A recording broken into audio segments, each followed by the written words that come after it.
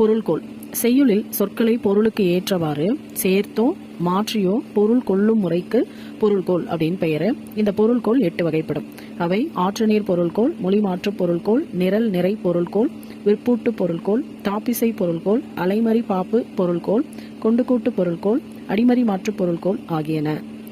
இந்த பாடப்பகுதியில் ஆற்றுநீர் பொருள்கோள், நிரல் நிறை பொருள்கோள், கொண்டுகூட்டு பொருள்கோள் இந்த 3 பற்றி தான் நம்ம தெரிஞ்சுக்க போகிறோம்.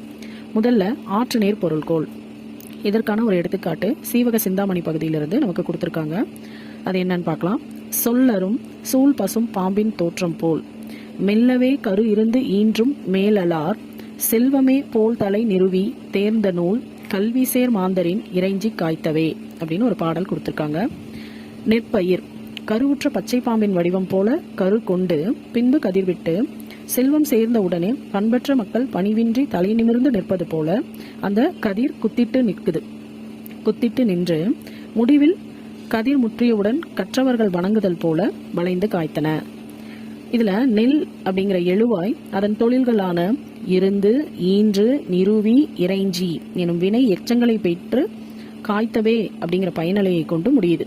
ஏன்னா நம்ம இந்த மேலே பார்த்தோம் இல்லையா, நெற்பயிர் கருவுற்ற பச்சை பாம்பின் வடிவம் போல கரு கொண்டு பின்பு கதிர் விட்டு அப்படின்னு அதில் ஒவ்வொரு தொழிலும் கொடுத்துருக்காங்க. அதாவது இருந்து, ஈன்று, நிறுவி, இறைஞ்சி அப்படிங்கிற தொழில்களை எழுவாயில் கொடுத்துருக்காங்க.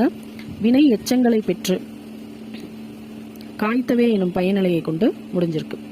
அதே போல பாடலின் தொடக்கம் முதல் முடிவு வரை ஆற்று நீரின் போக்கை போல நேராகவே பொருள் கொள்ளுமாறு அமைந்ததுனால தான் இது ஆற்று நீர் பொருள்கோள் ஆகும் அப்படின்னு சொல்லியிருக்காங்க.